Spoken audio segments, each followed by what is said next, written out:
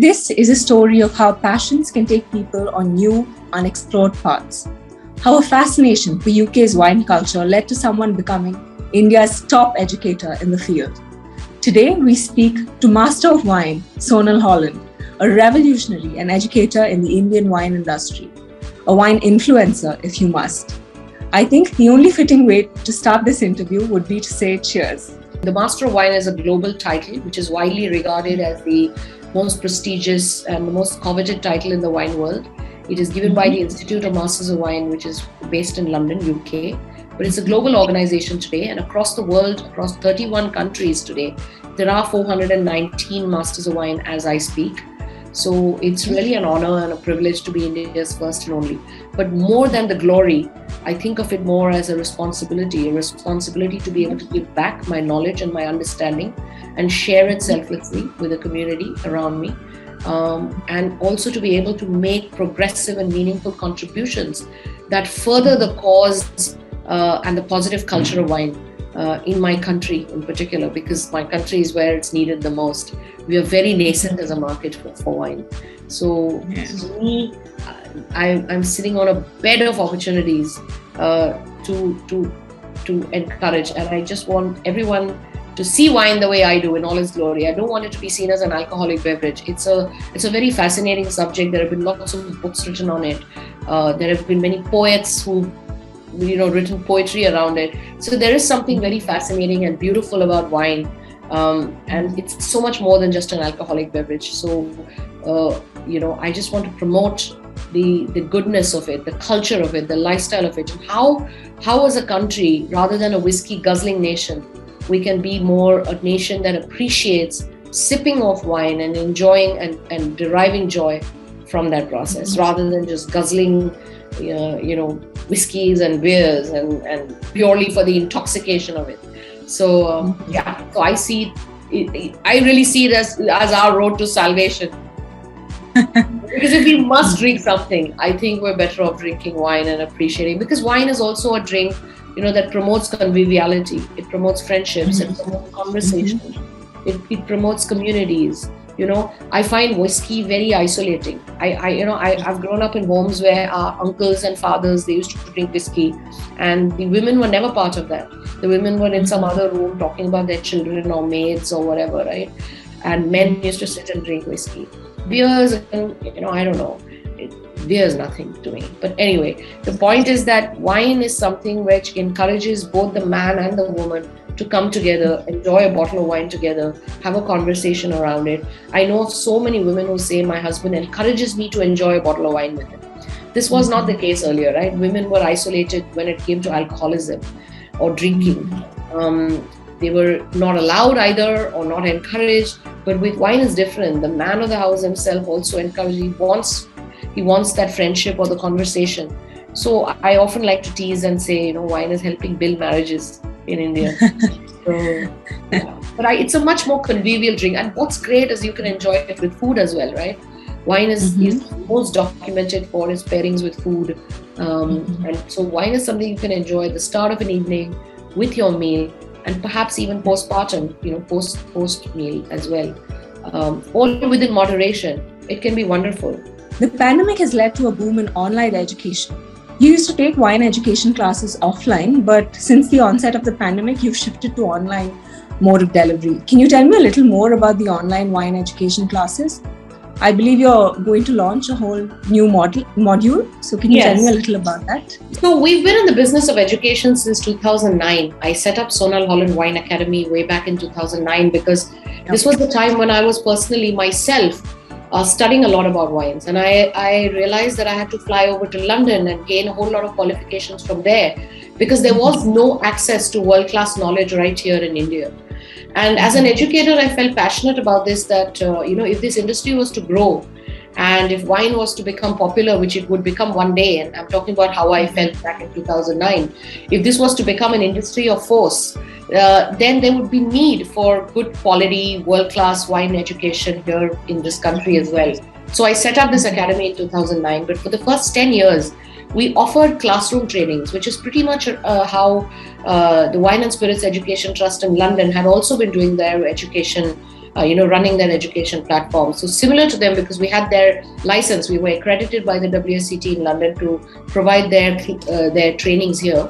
And we used to conduct classroom trainings. But for the longest time, even before the pandemic, I used to keep thinking we need to take education online, because I was already seeing patterns of growth in e-commerce, not e-commerce, but e-learning as an opportunity. And so it is something I was discussing with the team anyway. And then the pandemic just kind of, in a way, it's not nice to say it like that, but it kind of served as a boon, because it really gave us the impetus we needed to jump onto the online bandwagon and start with our online courses. So the first thing we did was we launched an introductory course called the Certified Wine Pro. It's a certification course which any wine professional, hospitality professional, student, or an enthusiast can take.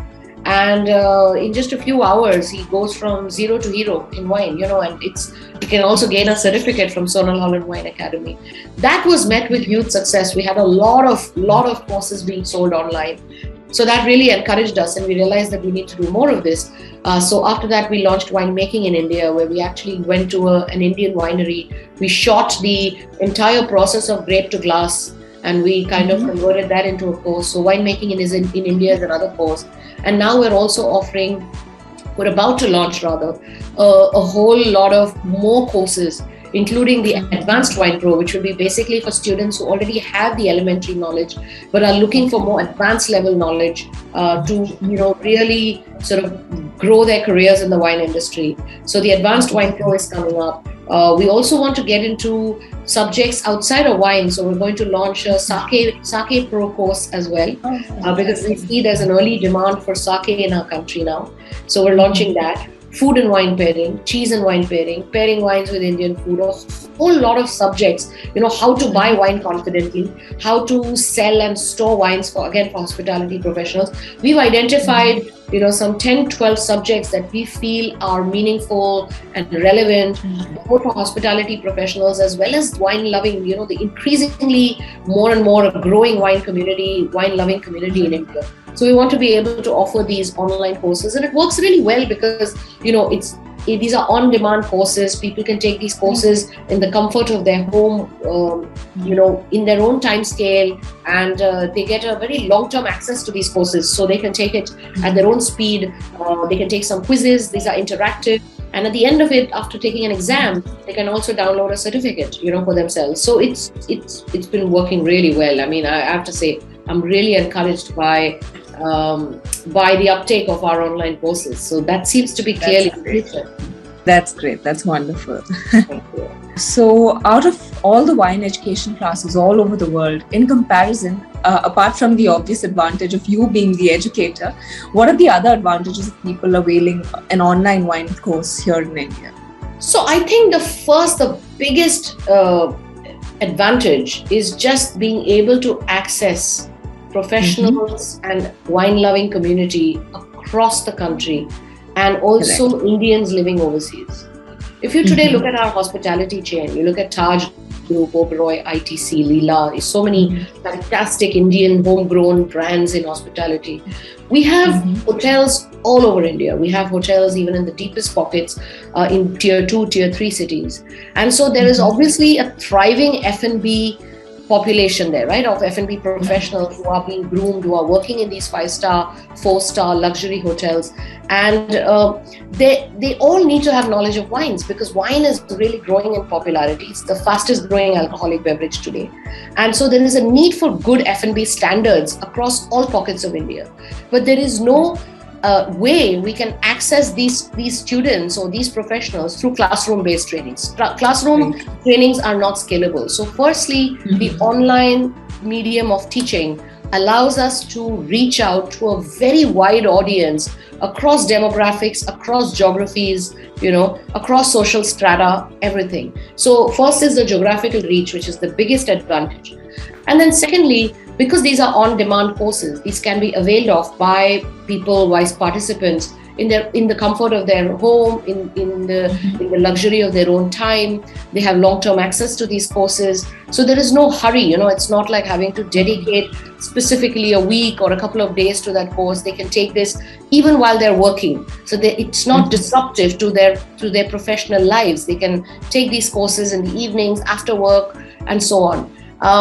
And it's also very with every student, it's one-on-one, isn't it? When I'm teaching on a screen and the student is listening in through his screen, it's kind of almost very personalized. It's almost very one-on-one. We have somebody continuously online available to answer any immediate queries if there are any.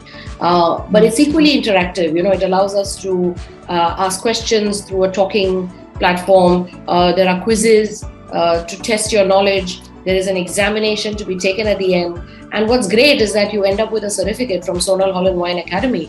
So these certificates actually count towards something, because when they go out there in the real world, when they take job interviews or even at the workplace, when they produce these certificates, these have some meaning. They hopefully lead to better growth, better career advancement opportunities. So these are all the things that we really want to see happening. This is our vision, and this we can see happening, and it gives us so much joy. Okay, great. As compared to the international courses, is there a price difference?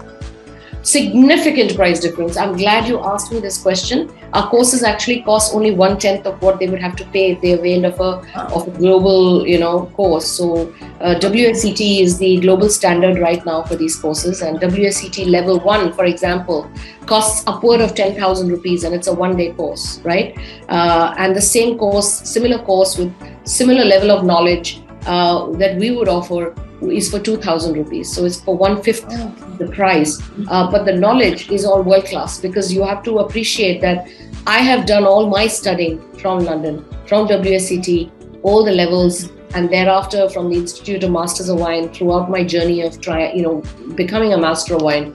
And I have taken all my own learnings, all my knowledge, and I have actually shared that selflessly on these e-learning platforms with the aim and with the vision of making this as world-class as it can get. So the knowledge we give is very aligned to global standards, and we're very proud of that, because that's how we'd have it no other way.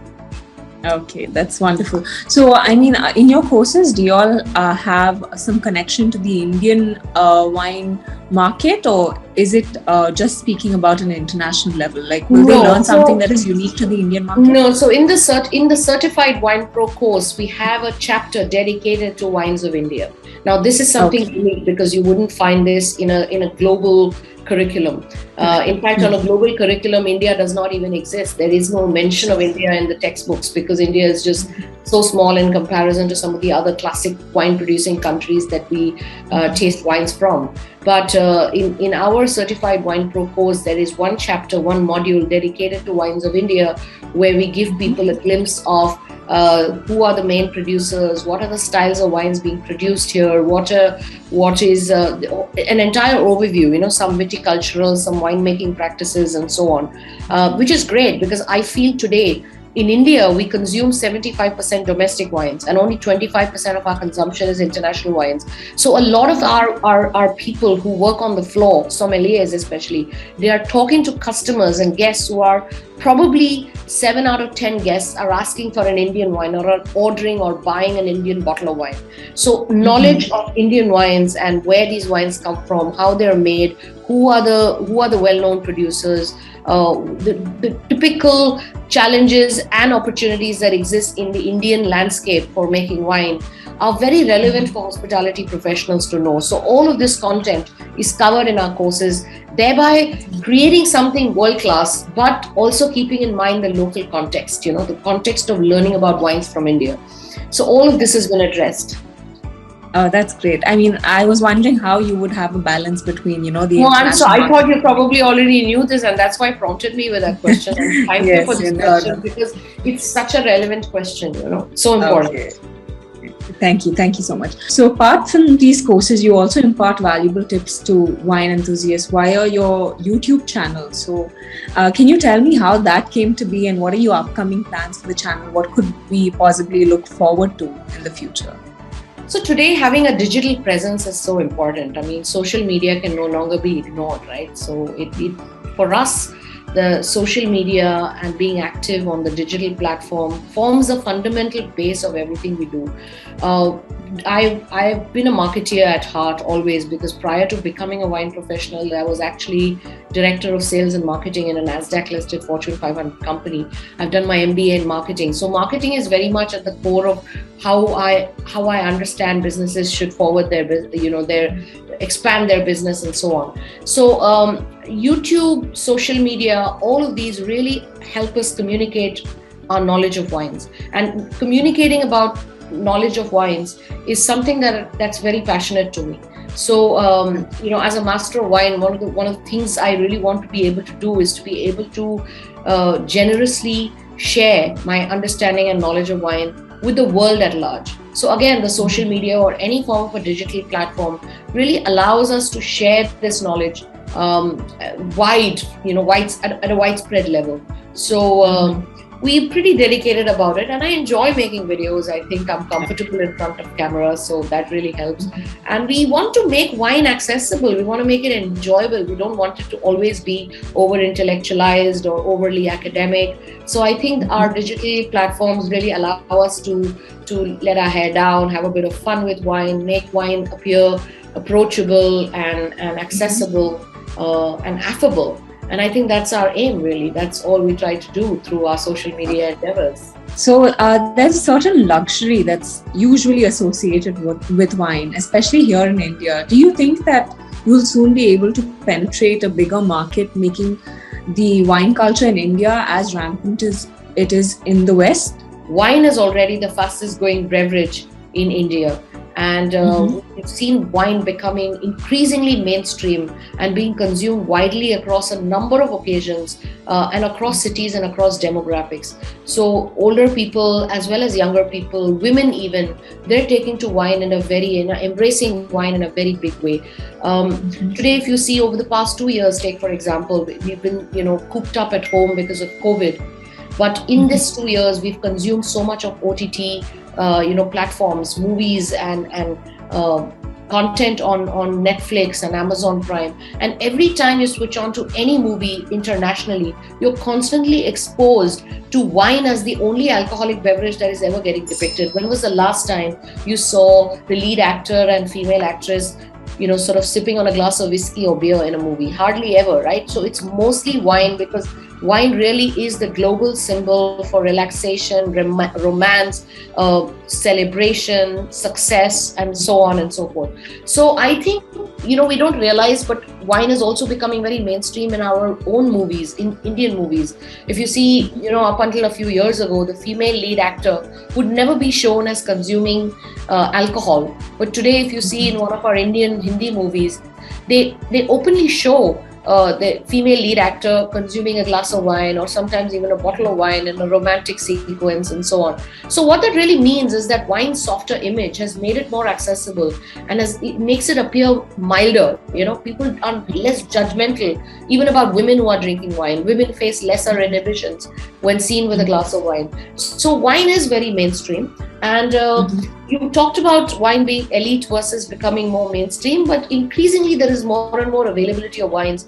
Our Indian producers, of course, are trying harder to make wines accessible to everybody, but there is a growing number of international brands also coming into India at more affordable price points. And today, wine availability has really gone up, it's increased, and people are really trying all sorts of wines in other pockets too.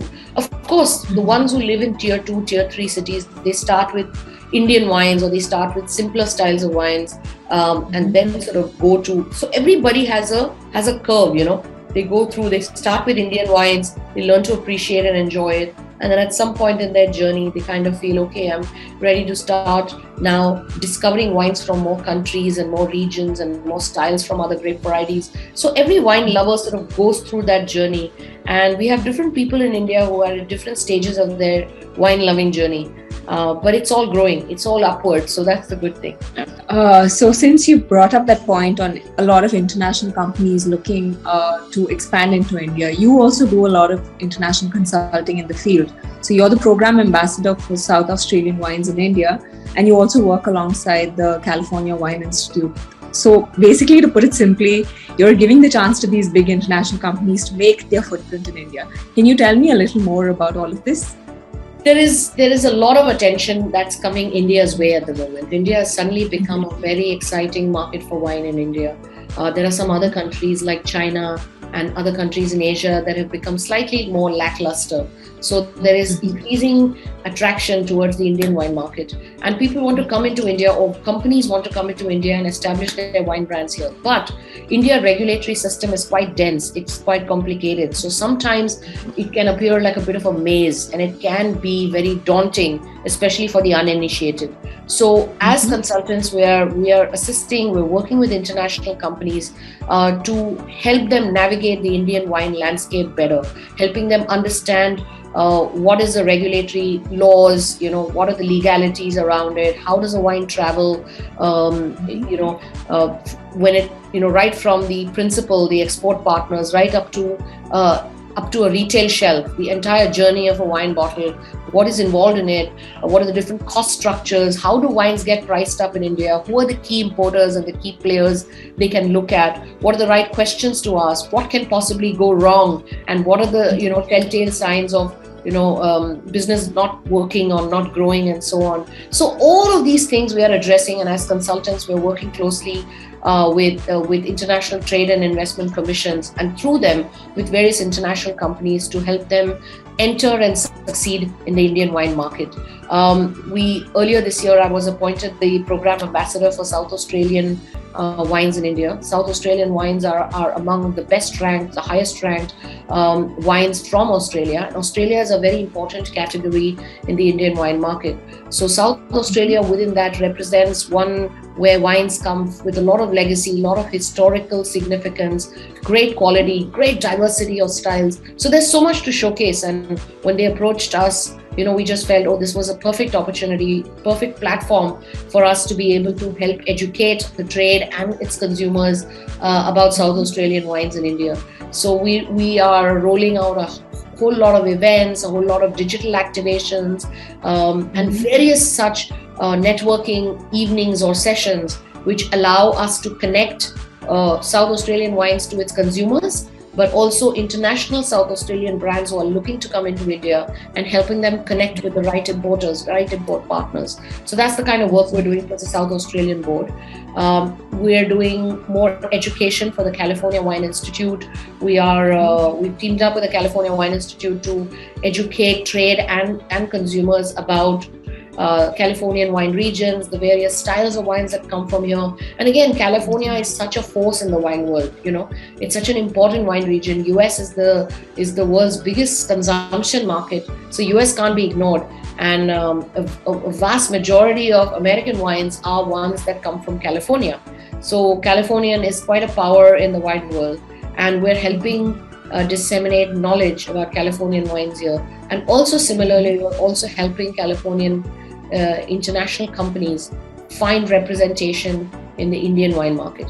If I can take another minute, and I'd also like to share that we are currently also working on a white paper, a research report that is going to be called India Wine Insider, which will be published in hopefully less than 2 months from now. And this will be a complete end-to-end guide on how to enter and succeed in India. This will give a detailed understanding of the Indian wine landscape, its consumers, what are their awareness, attitudes, their behaviors, their preferences towards wine, and also complete information on the regulatory system, the legalities surrounding wine, and how to basically have a meaningful conversation or discussion with a potential importer in India, and how to build a really successful partnership by marketing your brands here, by working on brand ambassadorship programs, by making your brands visible, and basically how to succeed with your wine brands in the Indian wine market. So this white paper will be released in another couple of months, and we're really excited because it's a pioneering effort. There is no such report available in the Indian wine market, and we're hoping that a whole lot of companies from all around the world will buy this report and benefit from it. because we really just try to, when it comes to India, the problem is a lot of information is very random. If you today see, even search the internet, there's a lot of hearsay, there's a lot of, information that may randomly appear, or some of it may not even be factually correct. So this is a very authoritative, end-to-end guide where someone can just buy this report and have all information in a single place, to tap into and avail of when they look to enter into India. So India Wine Insider is the name of our report, and we're very excited about it. Since you're an expert in the field, what are your thoughts on the growth of retail? Like, there are specialist stores that sell wine and you have online marketplaces. What are the trends that are currently in place and what can we expect in the near future? So retail has gone through a huge metamorphosis, especially during the COVID pandemic. Earlier traditionally, the way we used to all buy wines was probably put out a phone call to the nearest retailer, ask him what was the availability of wine brands. He would probably mention 2 or 3 brands and you would send your driver over and he would pick up those bottles and come back. Today, that's totally undergone a change. There's been a growth of, or the dawn of what we refer to as modern retail. And modern retail typically refers to wine-focused, wine-led, specialized stores that specialize and sell only wines and maybe a little bit of premium beer. So licenses only to sell wine have really been on the uptake, and people who've invested, including myself, who have started modern wine retail, are ones who are investing in stores that look world class again. They have a very sophisticated ambience. They have knowledgeable staff on the floor. People can come and they don't have to transact across the counter. They can come inside the store, they can browse through the bottles, touch and feel the bottles, pick up a bottle of wine, look through its label, have a conversation with the staff and buy. So the whole act of buying a bottle of wine has become very experiential and very informative. So that's the first big change that has happened. And this had already started before the pandemic, but during the pandemic, after the first 6 months of lockdown, when things were allowed to open up, our retail business, especially, just really saw an exponential growth because people really flocked to the stores and they started buying wines and taking full advantage of these, amazing experiences and so on. There's also been some initial growth in the online sales of wines, particularly in Maharashtra, where the excise government has allowed online marketing of wines, or having a website and being able to put out information about wines that are available through retail outlets. So there are a few players, including ourselves, who are now making this information about wine available digitally. And that's great, because think about it, if a consumer doesn't know much about wine, which a vast majority of consumers don't, when they look at wines and browse through information about these wines in their own private spaces on their laptop, they feel far less intimidated. It's far more intimidating to walk into a store and try and have an intellectual conversation about wine with someone. So people are really drawing a lot of comfort from browsing through wine online and then sort of reading through notes, maybe doing their own research parallelly on the internet, and then placing an order for a bottle. So online sales of, online marketing and sales of wines is another area where we've seen a lot of growth. There's been a trend towards premiumization because people have obviously saved up a lot of money because they've not been able to travel, or they may not have indulged in luxury items as they normally would. So all of this disposable income has gone towards eating and drinking better. And so wine has been the direct beneficiary of this trend. So premiumization is for real. And overall, I think people are drinking better. People, and more than that, apart from drinking better, people have also experimented. Earlier they used to stick with a familiar brand, and they would only buy what they knew of and they'd heard of. Today, people walk into a store, they browse online and they say, oh, there's so much availability. I didn't even know there were so many brands of wines available. Why don't I try this? Oh, I love this tasting note. I like how this sounds. It's very enticing. Let me try it. So there has been more experimental buying on behalf of consumers. And I think all of these are amazing trends, So retail has really taken dominance of the current consumption in India, particularly because, sadly so, hotels and restaurants have suffered a huge setback during the pandemic. So the entire consumption is heavily now skewed towards retail. And what is great is earlier our retail used to depend also on international traffic coming in, like tourists coming and buying wine. But because we've seen such healthy growth in retail, even during the pandemic where there was no international tourism coming, this is a very steady sign because it shows that our domestic consumption of wine has picked up and is sitting on very steady base.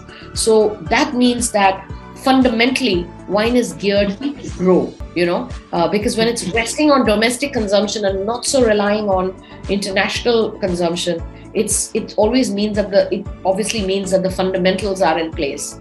So wine is definitely getting more and more popular, and retail as a segment can no longer be ignored. You can no longer think of it as something that is, these hot burning, non-temperature controlled stores which are like, running at the temperature of a furnace, that are selling wine and some shoddy bottles of wine tucked away in some corner which are not getting any attention. Those days I think are gone, because and I think stores like these will just automatically perish. They will just not be able to be in business or remain in business, because now the trend is very, very strongly and evidently towards modern, sophisticated retail that provide experiences in wine purchase. So that's the biggest overriding trend. That's nice. So you've been in this field for so long. I'm sure that you've seen a lot of growth and a lot of things changing. So can you tell me about the main changes that you've noticed since, when you started in 2009 and now in 2022? That's a tough one. That's a very long answer to a very broad question. I've been in the trade for 15 years now. And thankfully, there has been a lot of changes. Wine, even 15 years ago, if you went to somebody's home, you couldn't even be sure there was wine on the menu. Or if you went to restaurants, there was just a very, very limited. I've been to restaurants back then when there were only 2 or 3 wines on a menu, just like you just quietly mentioned something. Today, when you go to someone's home, you are absolutely assured there will be wine, being offered. Or you go to weddings, there'll be good wines being offered.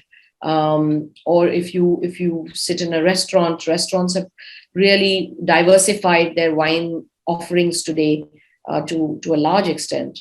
It's still work in progress, but nevertheless, if I look at the Indian wine industry, I remember I think I've tasted Indian wines consistently every year with every fresh vintage coming out. Back then, 10 years ago, even up to 10 years ago, the fault rate for Indian wines used to be very high. So 4 out of 10 wines used to be downright very poor and faulty. Today, the fault rate is significantly low. So at least we've come above that threshold. And today we are making clean, fresh wines. Having said that, it's also been it's been encouraging to see that a lot of Indian wine producers, especially the more serious ones, they have launched premium wine labels. So they've obviously made an effort to use some of their best quality grapes into making of premium styles of wines, which are being aimed at affluent consumers who want to pour everything, including Indian wines. I think there has been an earnest effort on the Indian wine industry's part to help our own fellows, our own Indians, embrace Indian wines, because there's been always a perception issue, up until even 5 years ago, I saw your Indians really diss Indian wines. They were like, oh, I don't want it. And of course, we still have a lot of Indians who do that. But I equally see now more and more Indians saying, no, we should give Indian wines a try. Oh, no, I have found something that I really like. So there has been a greater acceptance of Indian brands here on home turf. Some Indian wineries have really grown tourism facilities. So suddenly, tourism in India has really picked up. Sula today is among the most visited wineries, that gets lots of people. If you go to Sula winery on any given day of the year, you'll see it's thronging. It looks like a train station because there's so many people there visiting. So that's good, because what that tells us is that people are curious about wine, and people are encouraged to experience the wine culture, So I see that the wine tourism industry is going to grow. Wine has become, wine used to be a drink for the elite back then. Today, I feel it is more mainstream. People are across all demographics, all social strata are embracing wine. Women have taken to wine in a very big way. Women feel less socially inhibited holding a glass of wine, and they they face lesser cultural inhibitions in drinking wine in the presence of their family members. So a woman may not easily hold a glass of whiskey or hold a glass of vodka or something stronger, higher in alcohol in front of her family members. But somehow they face less reservations or less judgment from others when they're seen holding a glass of wine. And of course, it's so much more elegant to be holding a glass of wine anyway. So women are embracing wine in a big way. Even the millennial, the younger lot, they are not inhibited by wine.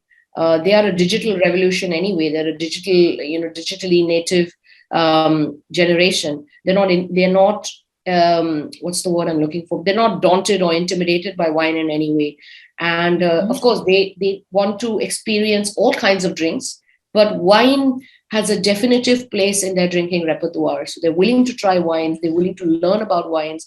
And what is great is that the younger generation is conscious of things that are meaningful as well. Like they want to drink or consume wines that pay attention to and being environmentally conscious, or pay attention to being more sustainable. So luxury also is going through a bit of a change now. The new trend now is luxury is no longer about being expensive. Luxury is about brands that are conscientious, brands that try to make better wines through fair trade practices or less use of insecticides and pesticides, maybe organic or being more, using more sustainable winemaking practices.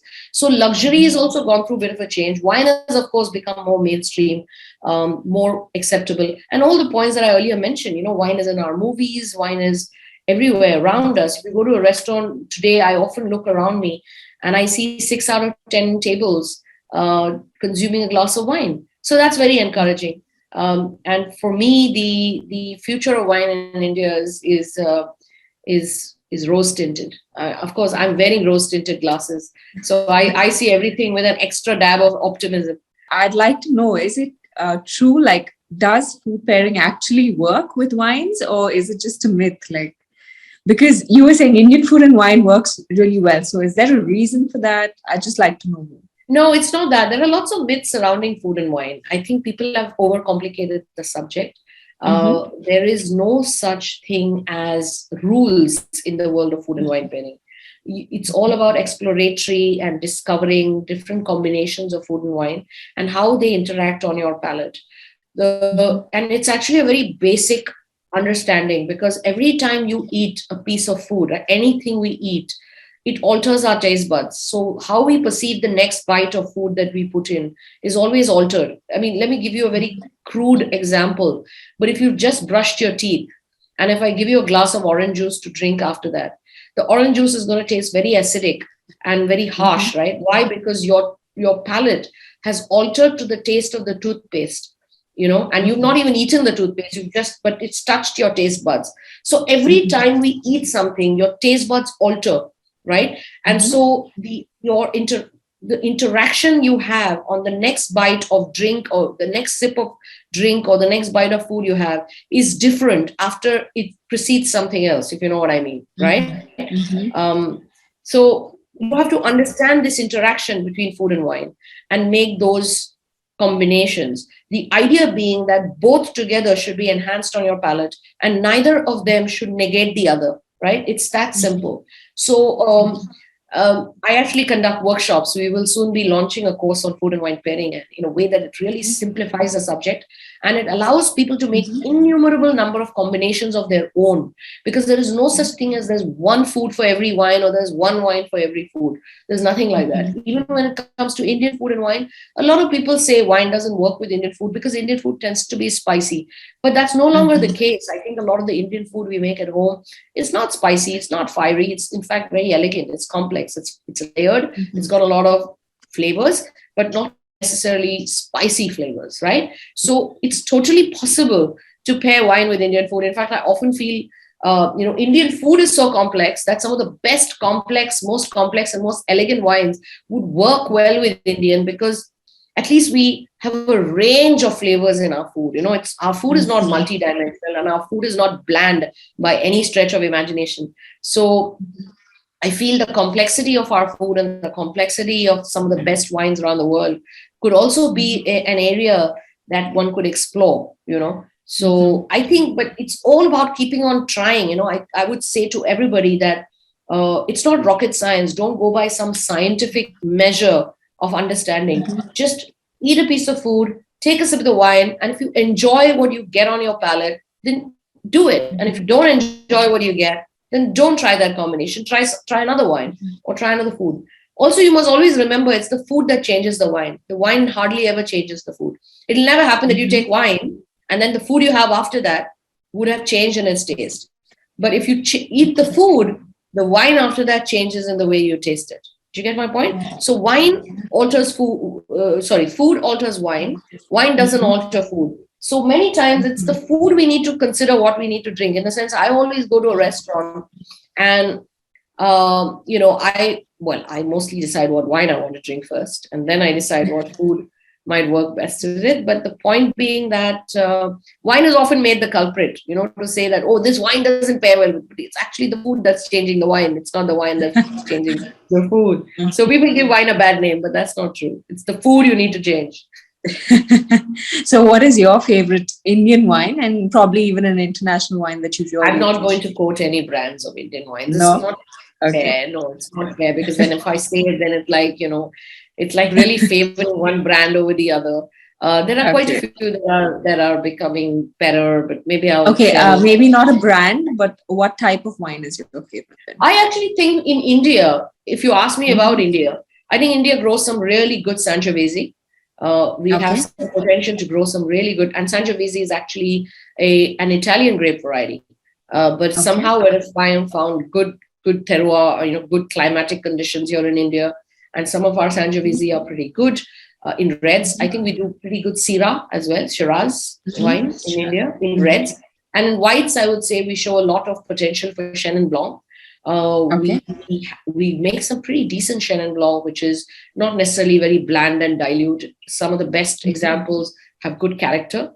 And another grape variety that I believe we do well in India, if really paid attention to, is Viognier. Viognier is a nice, lovely, aromatic grape variety, and we do some good Viogniers here in India. So I would say in whites, Chenin Blanc and Viognier, and reds, Sangiovese and Shiraz. These are the 4 grape varieties which I feel have a real solid future in Indian market. My personal favorite, not from India, but just generally, is I'm very biased towards Riesling in whites. I think it's an underrated grape variety, but I think, and people often think, oh, Riesling, it must be sweet. That's not true. I've tasted some stunning dry Rieslings from Clare Valley, Eden Valley of South Australia, and they are absolutely stunning. So I love dry Rieslings in particular. The ones from South Australia, from Clare Valley and Eden Valley, are really global benchmark examples to go by. And in reds, I would say my favorite grape variety is Pinot Noir. I'm very biased towards Pinot Noir. They're elegant, they're sophisticated, they're perfumed, they age very well, some of the best examples. And Pinot Noirs from the New World, from California, are great.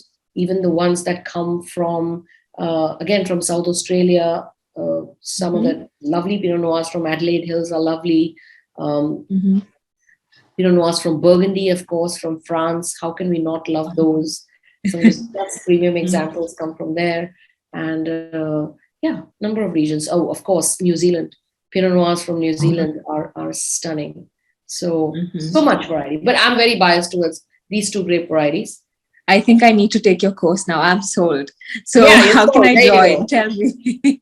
All you need to do is this. You need to log on to our website, www.sonalhollandwineacademy.com, and you will see a whole lot of courses. If you are a wine beginner and you just want to sort of kickstart your wine journey, then the best course I would say is the Certified Wine Pro.